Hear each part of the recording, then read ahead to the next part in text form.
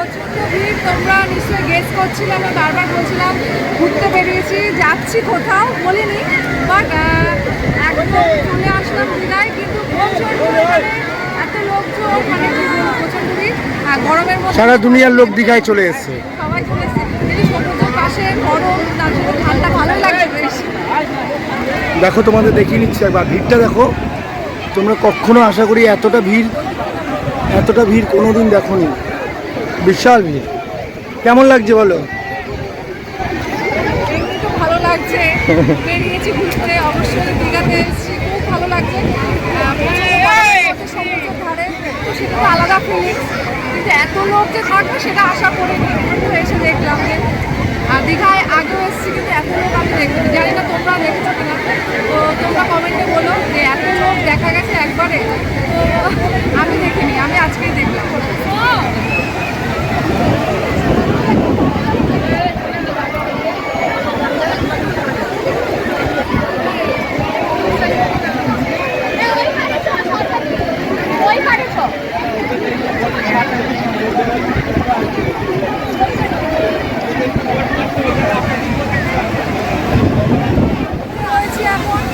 স্নান করছি, জানি না গলার ভয় শোনা যাচ্ছে কিনা, অনেক লোকের ভিড়, তার জন্য হয়তো পৌঁছাচ্ছে না, কথার চেষ্টা করছি।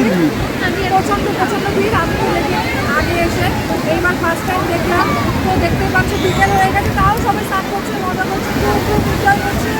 তো দেখো এত লোক, তো আমরা অবাকই হয়ে গেছি এবারে।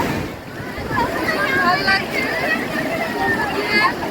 স্নান করতে, ভীষণ হাওয়া চারদিকে, ভীষণ লোকজন, আওয়াজ শোনা যাচ্ছে গাড়ি চাকা, তো ভীষণ ভালো লাগছে গরমের মধ্যে।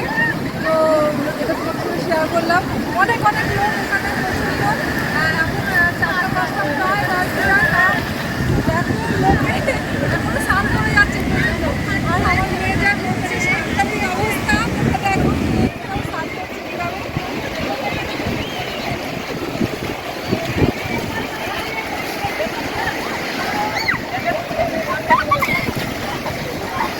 দাঁড়াও,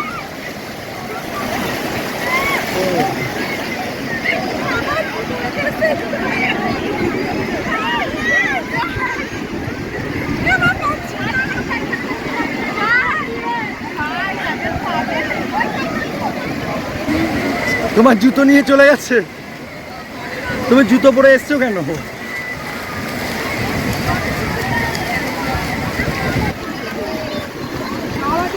এখন একটু বিকেলে দিয়ে তো তার জন্য একটু রোদটা সরাসরি একটু হালকা তাপ আছে, তো সমুদ্রের পাড়ে এতটাও বোঝা যাচ্ছে কিচ্ছু শোনা যাচ্ছে না কথা।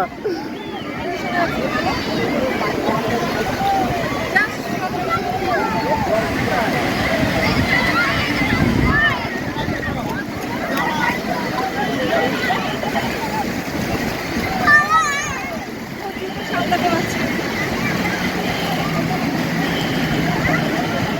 শাইনি,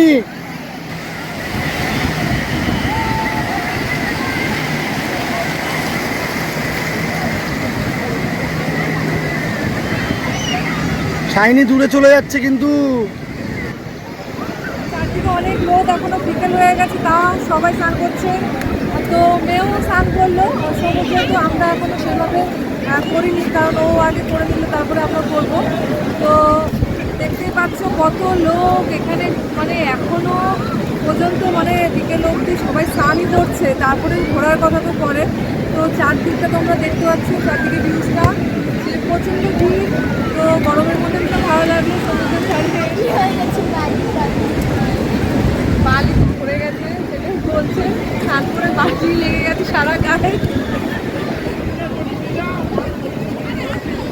ওই সাইডে উঠতে পারবো না, অনেক ওই তো পাথর দেওয়া আছে, তো ওই তো পাথর দিয়ে সবাই উঠছে তো। পাথর দিয়েছে তারা। তো এখন হোটেলের দিকে যাচ্ছি।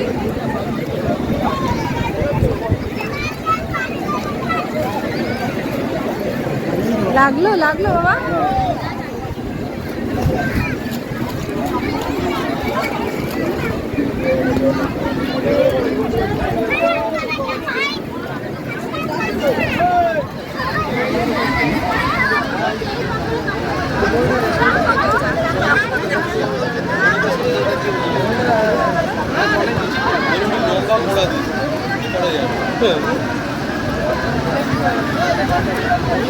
চলো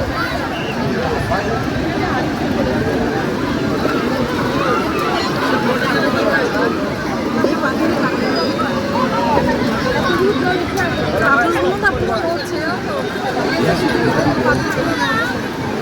কি হয়েছে? পাথরগুলো পুরো নড়ছে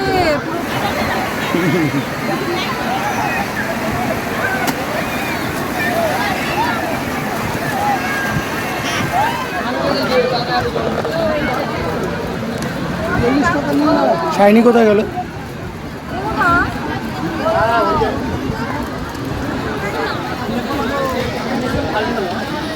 প্রচণ্ড ভিড় আজকে।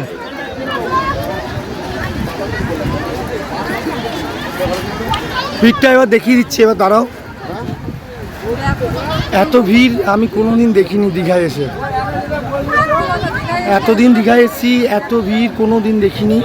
দেখো তোমরা বুঝতে পারবে যে কতটা ভিড় আছে, দেখতেই পাচ্ছ।